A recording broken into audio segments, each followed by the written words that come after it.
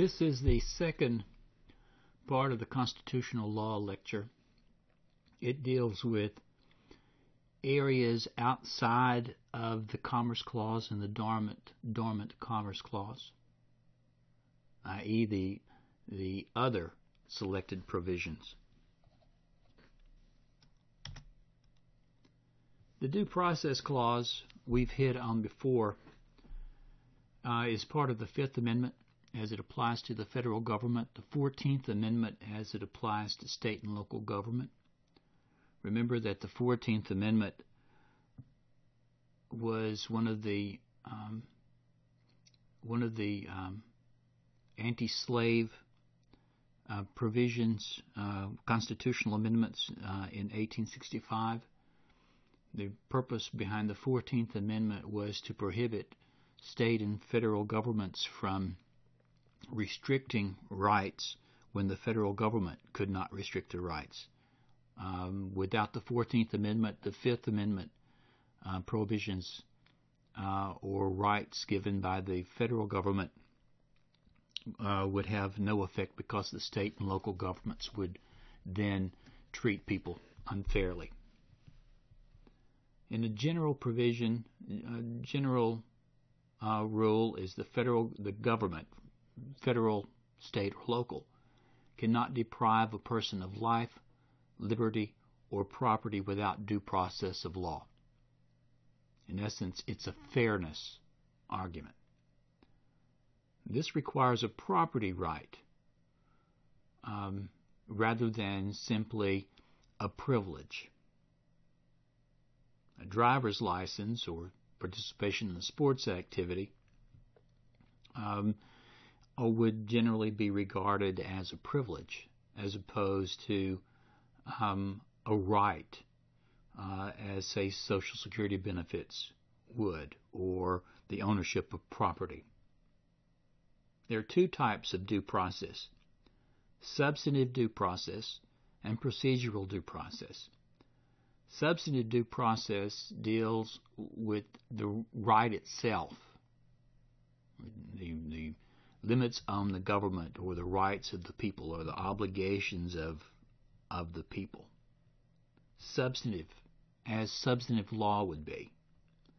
Procedural due process deals with how the right is affected, the relationship of the government to the person. Procedural due process requires three things.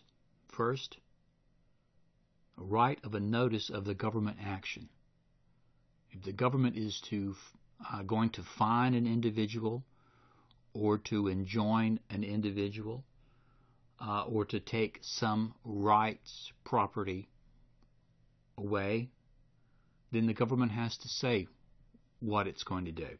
The second, there is, under procedural due process, a right to be heard, a right to go before a tribunal, whether it's an administrative tribunal or a court or an appeal. And then, of course, three, procedural due process requires proper jurisdiction of the government actor. Procedural due process also applies for state taxation, as in Quill Corporation versus North Dakota case, a 1992 case that still is applicable for mail order and internet sales today. The same rule applies. Briefly, in dealing with the state taxation and the power of states and local governments to tax sales transactions, we go back to the law as it was from the 1960s, in which the Supreme Court held that the Department of Revenue of the state of Illinois could not require national Bellas Hess to collect sales or use taxes from a customer in a mail order sale and then remit that to the State of Illinois Department of Revenue. National Bellas Hess, a national retailer selling mail order then. There was no internet, and they had no business establishment, no nexus, if you will, with the state of Illinois. They didn't own property. They had no agents in the state. Now, the Supreme Court construed this case from two standpoints, one from the Commerce Clause and the other from the Due Process Clause. Both the Commerce Clause and the Due Process Clause requires a nexus, that the seller has a nexus with the taxing state, a connection, if you will. In the Commerce Clause, it's one of reasonableness. Remember that the Dormant Commerce Clause said the state can regulate interstate commerce only if it has a legitimate interest to do so and if the means are non-discriminatory and are not unreasonably burdensome. In this particular case, the Supreme Court in the 1960s found that requiring a seller, a remote seller, to collect the sales taxes or the use taxes, and the two are similar, from a seller within the state and then remit those taxes to the state would be an unreasonable burden on interstate commerce. The number of taxing authorities, for example, and then having to keep up with the taxes on a state-by-state or locality basis. They required the seller to have a nexus, a sufficient nexus with the state. And in particular, that nexus required was a physical presence in the state. The second part in National Bellas Hess was the due process requirement. And due process was one of fairness. There has to be requiring a non-resident to pay tax within the state, a non-resident seller to pay tax within the state. There must be, again, a nexus sufficient to create a fairness in having that non-resident collect the tax and remit the tax.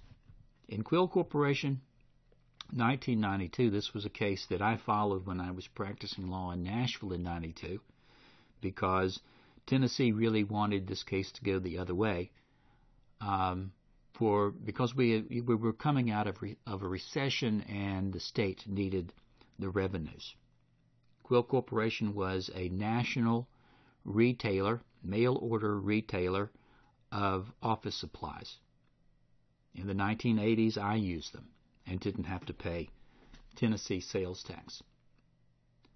North Dakota required by statute the non-resident sellers in mail orders to collect a use tax similar to a state tax, a sales tax, from the non-resident sellers to any customers with sales to customers in the state of North Dakota, and then the non-resident sellers would have to remit those use taxes to the North Dakota Department of Revenue.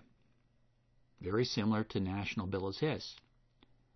The U.S. Supreme Court struck down the North Dakota sales tax statute as being unconstitutional under the Commerce Clause.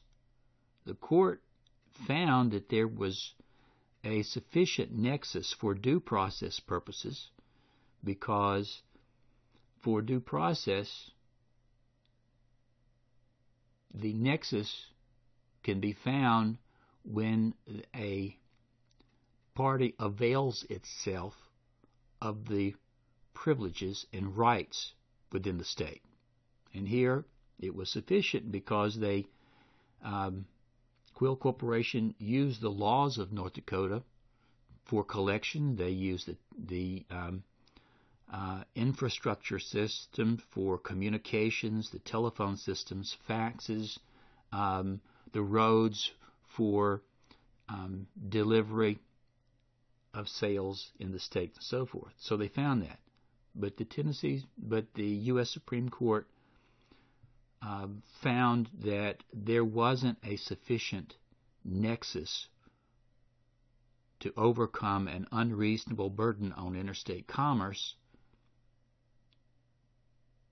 for the Commerce Clause. They established the bright line test. There had to be a physical presence before a non-resident seller could be required to collect and remit sales taxes. And here they found that the possibility of having to pay taxes to 6,000 sales tax jurisdictions was an unreasonable burden on interstate commerce. How do you get this physical presence? Through either having agents within the state or employees within the state or own physical property within the state. I think this is wrong under the internet selling, because the general nature is you don't have to have the physical activity that you used to have. And sales taxes, sales tax compliance is not so onerous given the means and the software now. Equal Protection Clause, I don't think we need to talk about this one anymore. We've talked about the cases. We talked about the same-sex sexual harassment cases. We talked about the Dodson versus Arkansas Athletic Association case.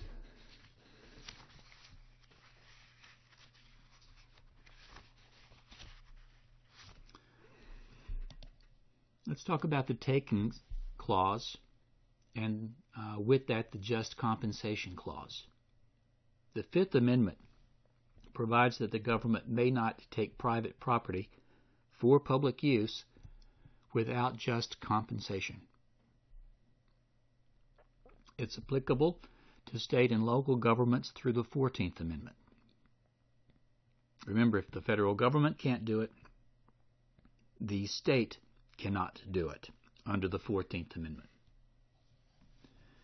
The taking can be by physical taking, meaning where they actually physically take the property, meaning get a court to issue a deed, or it can be done by legislation, as it would be zoning. When the legislation deprives the owner of a reasonable use of the property, and where there is a substantial, where there is a severe diminution in the value of the property, meaning you've reduced the use of this property such that it has a lot less value than it did have. And techniques can also be done for controlling lewd or obscene behavior through zoning, which is not an unusual thing. For example, when you only zone for strip clubs, for example, on a certain area of the land, out by the airport where nobody wants to go or wants to be.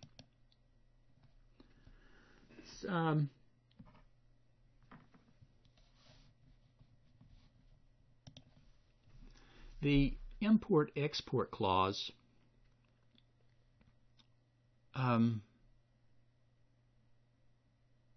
let's go back.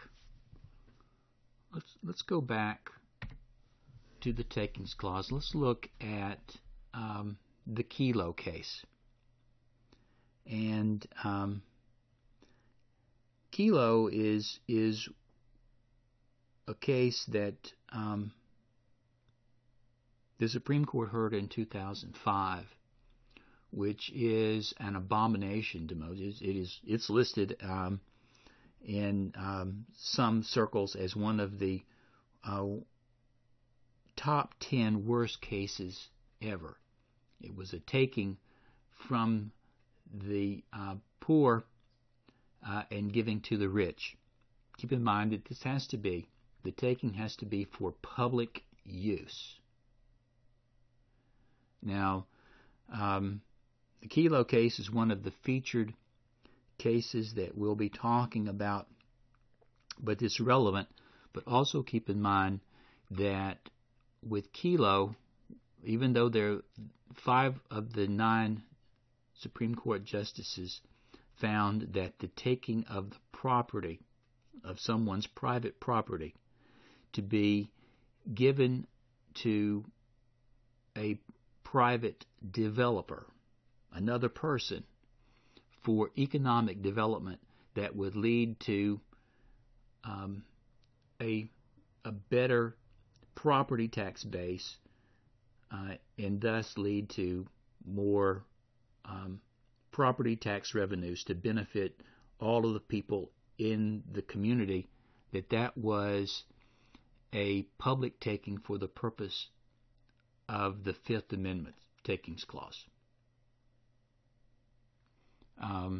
Which was not, it was the case here with Kelo. Mrs. Kelo had a little pink bungalow in New Haven, Connecticut, and the property was to be given to Pfizer Corporation, one of the multinational pharmaceuticals, for the purpose of developing, and then, of course, the area would grow up around it, all creating more property values than the houses and the buildings that were on it before, and the property taxes would be increased. States responded to that, Tennessee including, attacking this and limiting what state and local governments can do. Tennessee said it had to be for public use, and a Kelo type taking would have to be pursuant to a, quote, certified industrial park, meaning it's a pre-approved industrial park where there is a need, which is not the case here. Let's move to the Import-Export Clause. Article 1, Section 9 says that there's no duty shall be laid on articles exported from any state. This is a right of the federal government to levy import and export duties, tariffs, if you will. All the state can do is to apply a property tax once the property comes to rest within the state.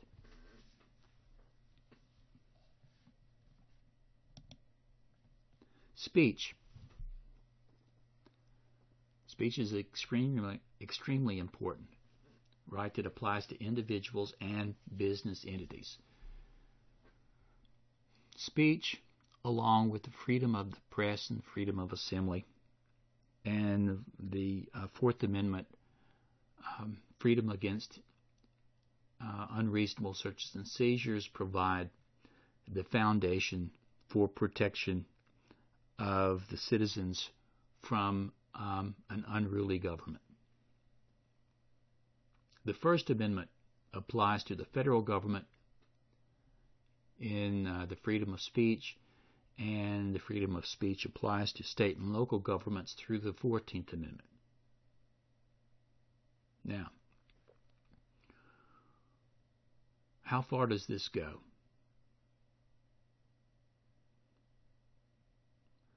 The prohibition applies to persons dealing with the government. This is a restriction on government action, not a restriction on private action. Government employers have to comply with the First Amendment and 14th Amendment freedom of speech rights of their employees and anyone who does business with the state, federal, state, or local government. It does not apply to private employers. private employers can restrict the speech of its employees. Without a doubt, union does it all the time. Your employers do it all the time. If they don't want any politics to be discussed in the place because politics may offend somebody else, a customer or a co-worker, then they can do that. The federal government, the local governments are not allowed to. Take the case of Roe versus City of San Diego. This is a Ninth Circuit Court of Appeals case. In 2004, out of San Diego. The issue is whether or not Roe, who has been discharged from his job as a police officer by the City of San Diego, had a constitutionally protected right to carry on his part-time, off-duty porno business of making porn films and selling pornographic paraphernalia, videos, etc. Roe was an officer for the city, and he did have a part-time job. He was moonlighting in the porn industry, making videos, selling videos, etc. And the city found out about it, and they told him to stop. He didn't stop. He continued. When they found out that he had not stopped, they terminated him. He challenged his termination as an unlawful restriction on his freedom of speech, his freedom of expression. A lot of times you see these two terms used interchangeably: freedom of speech, freedom of expression. Freedom of expression when it's not verbal speech, or it's not speech that's saying it is an activity. Like dancing topless, for example, or public nudity as freedom of expression. Well, the question here is whether or not the city of San Diego could limit his speech or restrict his speech. Now, there must be, since the freedom of speech is a fundamental right, strict scrutiny is applied. Did the government have a compelling interest to protect in banning his speech? And the court here found that they did have a compelling interest, because as the employer, they had to make sure that nothing was done by this employee that would negatively affect the city. And one of the pieces of fact that showed that it would was the police officer had in one of the videos had used an officer's uniform that looked a lot like the city of San Diego. And of course, if he would be recognized as an officer, it would negatively reflect on the city. And the other issue was he speaking on a matter of public concern? If he was speaking on a matter of public concern, that would limit the government's right to ban the speech. Right? Meaning remember the second part of the speech test is the restriction must be narrowly tailored, going only so far as necessary to achieve the compelling interest. If it was not a matter of public concern, then they would have more leeway to ban the speech. But if it's a matter of public concern, then it would require meeting the compelling interest, and they would get broader leeway to affect that protection. And in this particular case, the Ninth Circuit found that it was not a matter of public concern. Now contrast that with one of the featured cases of Matthews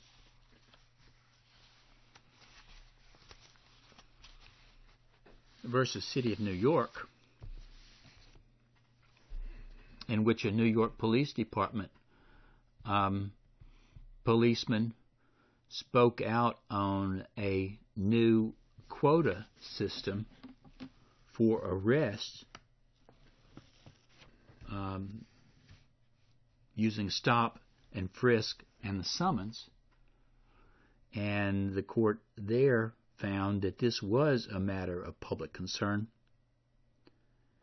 and overturned action against him, found action against him to be a denial of his First Amendment freedom of speech rights. There is certain speech that's not protected.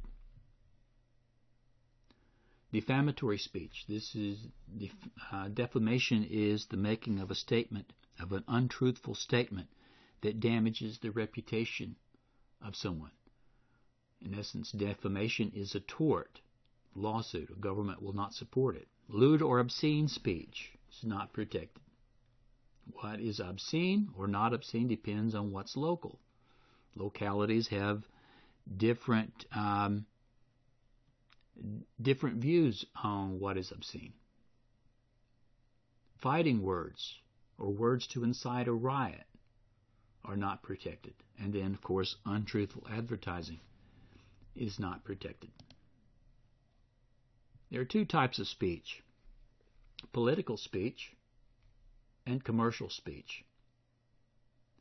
Political speech being the most highly protected speech. This is what keeps us safe and free as a country.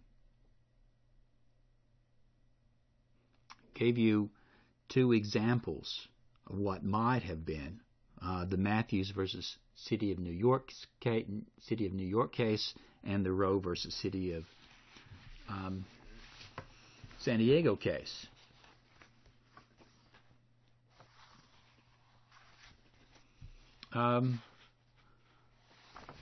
Can a school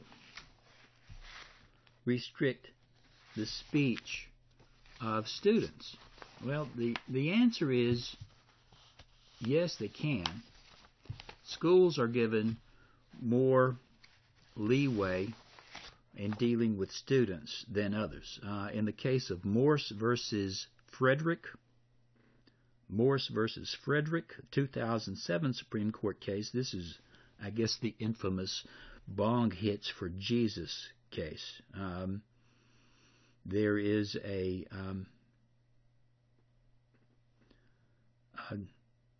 in Alaska, there was school activity, a parade, and here a student held up a sign, "Bong hits for Jesus." And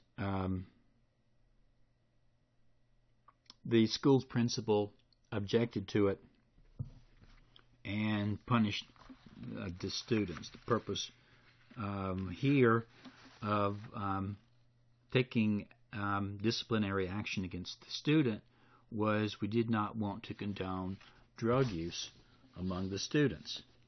And of course the student objected to it, family of the students objected to it, as a denial of free speech. And Justice Roberts, writing for the majority, held that since it was a child, that they could limit the speech. That the educators do not offend the First Amendment by exercising editorial control over the style and content of student speech in school-sponsored expressive activities, so long as their actions are reasonably related to legitimate pedagogical concerns.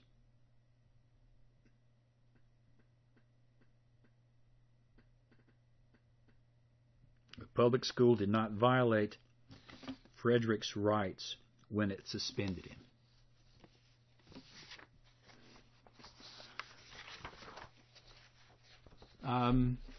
Corporations also have this right, First Amendment right,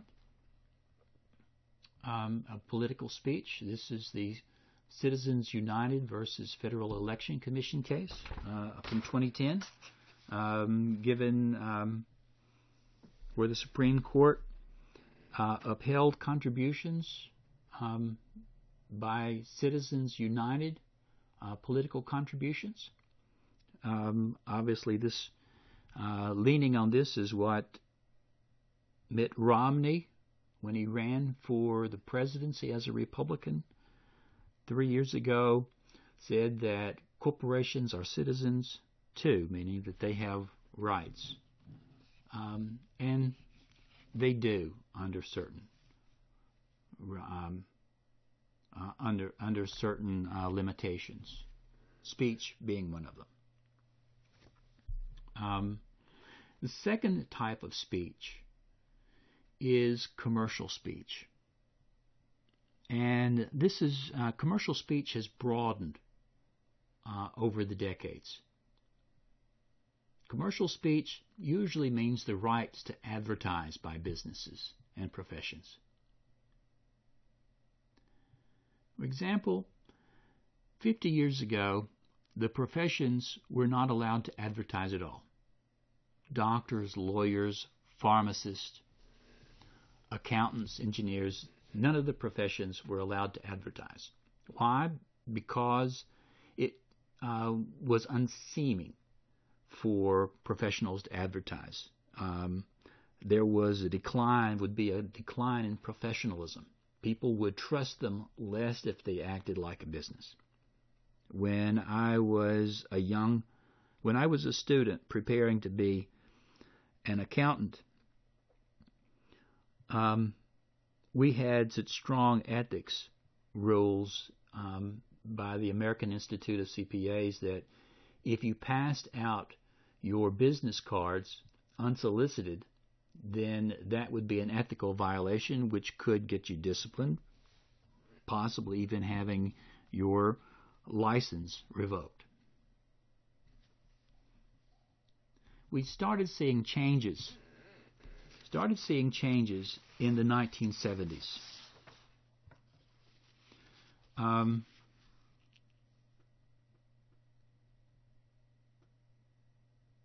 For example, in 1976, the Virginia State Board of Pharmacy versus Virginia Citizens Consumer Council, the pharmacists were prohibited from advertising. So they couldn't advertise any price, fee, premium, discount, rebate, or credit terms for any drugs which may be dispensed only by prescription. The Supreme Court held that such broad limitation on advertising was a violation of the First Amendment freedom of speech. And it held that the First Amendment guarantee of freedom of speech extends to the recipients as well as the sources of the speech. The consumer's interest in a free flow of advertising information brings such commercial speech within the protection of the First Amendment. The consumers have a right to hear it. So this was 1976.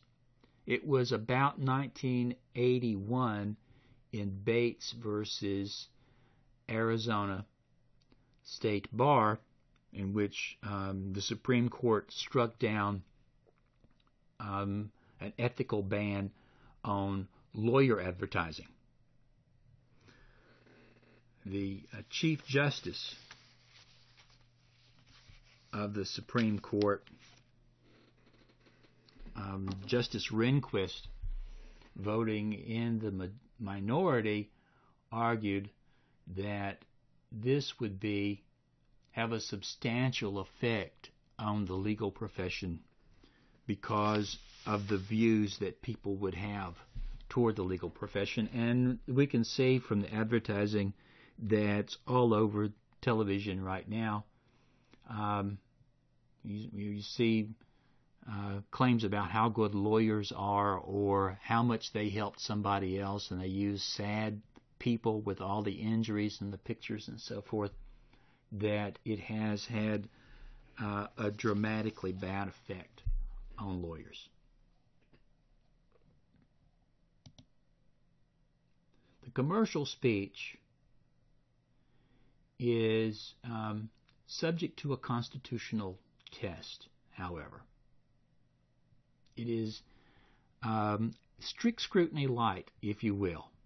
Keep in mind that the requirements for strict scrutiny is that the government have a compelling interest, and their restrictions on the speech would be narrowly tailored, going only so far as necessary to achieve the end.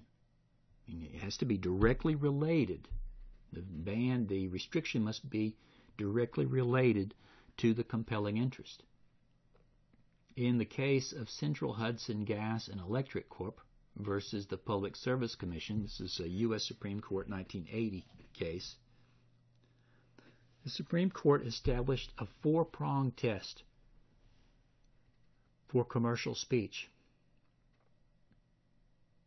In order to uphold a restriction on commercial speech, all 4 of the prongs must be met. First, the speech at issue must concern a lawful activity and is not misleading. Remember that certain speech is not protected. All right. Second, the government interest must be substantial. So this is different. It's not a compelling interest. It's only a substantial. So it's a lesser burden.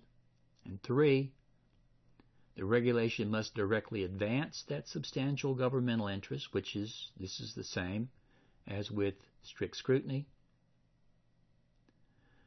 And 4, the regulation must not be more extensive than necessary to serve that interest, meaning it must be narrowly tailored. So we see a lighter version for commercial speech. If the government has a compelling interest, it can ban advertising. But most of the time it will be a time and place advertising. For example, like tobacco products. The limitations on advertising. Can't advertise on television. But you can advertise in magazines. Can advertise on billboards. All right. Complete banning of speech is much worse than time and place speech. In political speech,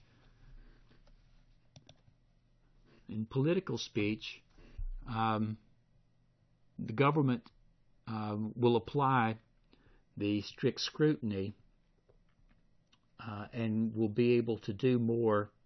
The government will be able to do more, some restrictive things on the speech if it is only time and place. For example, if you take Westboro Baptist Church, most of us would regard that organization's tactics as offensive in the way that persons who have deep feelings about the war have, and the federal government have toward this organization. So, members of the Westboro Baptist Church protesting, as they have a right to do, the war and what they regard as moral decay of the government when they protest at soldiers' funerals. The government cannot ban the speech, but what it does do is it puts limitations on that speech, where it can be said. And so they simply push them down the street, farther away from the funeral services, from the graveside services, so to speak. And the same thing is done with the anti-abortion persons who protest at the abortion clinics. You cannot protest at the front door of the abortion clinic. It has to be so many feet away from the front door. Let's look at a few of these other constitutional rights. The freedom of association. This is First Amendment. We're free to associate. The court in King and Spalding versus Heischen in the 1980s held that in a partnership of a large law firm that they could not prohibit discrimination. They could not allow discrimination in the selection of a partner, meaning we don't want any female partners, because that is, they could not shield themselves under a freedom of association. The government could tell them who they must allow to be a partner. Or, put another way, the government can prohibit them from discriminating. When Ms. Heischen was a female and competent enough to be a partner in the law firm. And by the way, King and Spalding was a large Atlanta law firm, and from which Jimmy Carter's Attorney General Griffin Bell had been a partner there. Boy Scouts of America versus Dale. This was one when the Boy Scouts of America refused to allow Dale to be a scout leader, Dale being homosexual, and the Boy Scouts of America argued successfully that as a religious organization, it could choose who it had as representatives of the organization, and they had a freedom of association.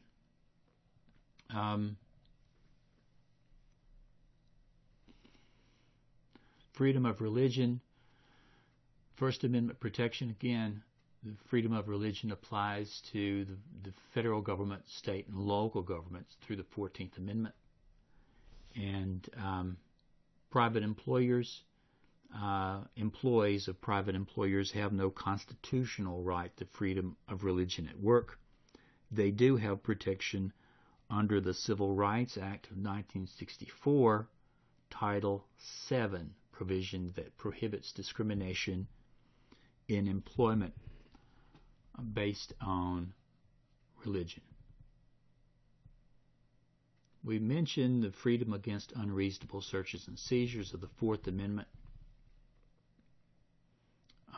there must be probable cause for the government to conduct a search and seizure. If we're talking about criminal action, this is where it comes into play. In administrative actions, where for an administrative agency to inspect the premises, all they need is reasonable suspicion, not probable cause. Freedom against self-incrimination, Fifth Amendment right. In criminal trials, individuals have this right. Corporations do not have this right. The right of privacy. This is a newer constitutional right on the whole. Came out of the 1960s. And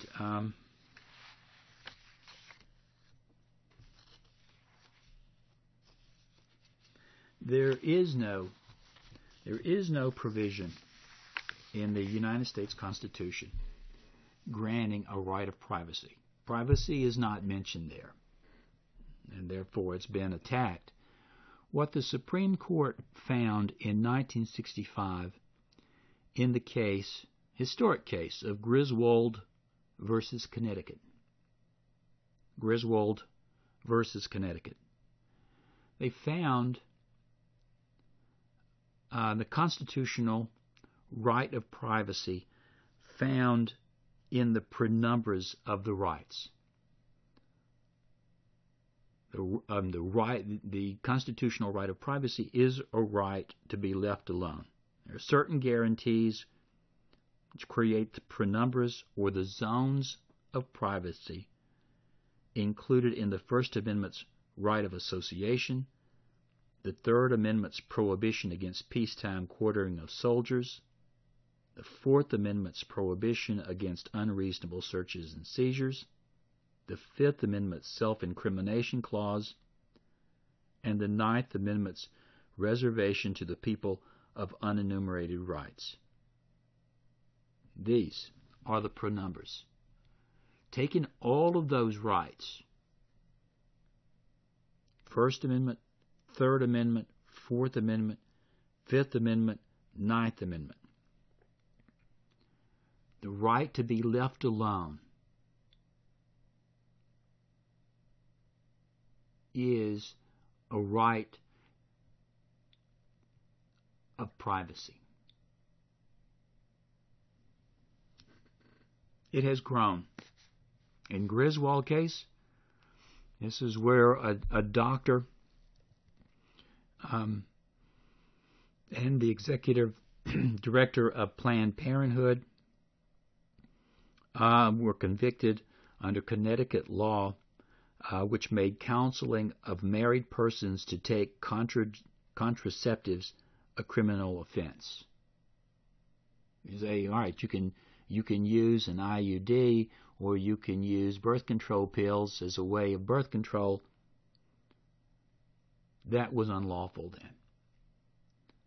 2 or 3 years later, in the case of Eisenstadt, this is one in which an unmarried woman was being prosecuted because she wanted to buy some contraceptives. And it was against the law for an unmarried woman to buy contraceptives because the state did not want to encourage promiscuity. And so the challenge there, and the rule was overturned. The right of privacy also has been used to strike down anti-sodomy laws because persons have a right of privacy of sexual intimacy in the home. Now, two guys or two girls getting it on in the back of a pickup truck on the town square, they have no right of privacy, no reasonable expectation of privacy. But in the home, they do. And of course, with this right of privacy, states have also adopted general provisions. Some of them have put the right of privacy in their constitutions. And 21 states now have protection of gays and lesbians in the workplace, largely out of this right of privacy. The 11th Amendment gives immunities to the states. A state cannot be sued in federal court. A state cannot be sued in federal court.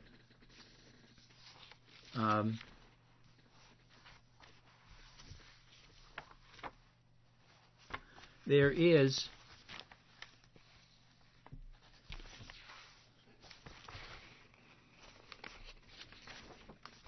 in the Kimmel versus Florida Board of Regents,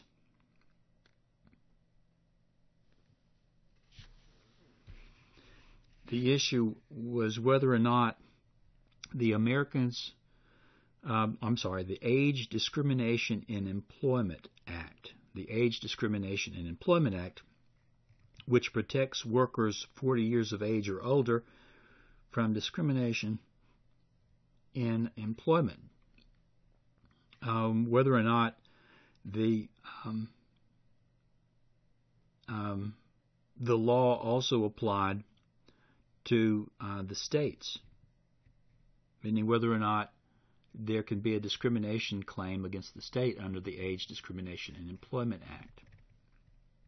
And the U.S. Supreme Court held that the 11th Amendment to the Constitution does not provide immunities to the states from lawsuits in the federal court on the Age Discrimination in Employment Act, because Congress has the power to enforce the 14th Amendment. Keep in mind, the 14th Amendment prohibits the states from doing what the federal government cannot do. Includes the authority to both to remedy and to deter violation of the rights guaranteed thereunder by prohibiting a somewhat broader swath of conduct, including that which is not itself forbidden by the amendment's text.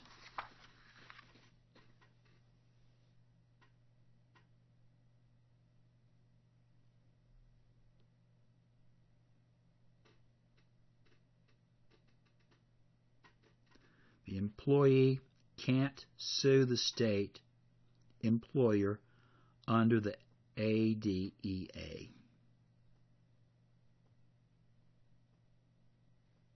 All right? So make sure we get that clear. The states are protected. They are immune. They are immune. Now, it should be said also that subsequent to the year 2000, the U.S. Supreme Court has upheld the rights of an employee, a government employee,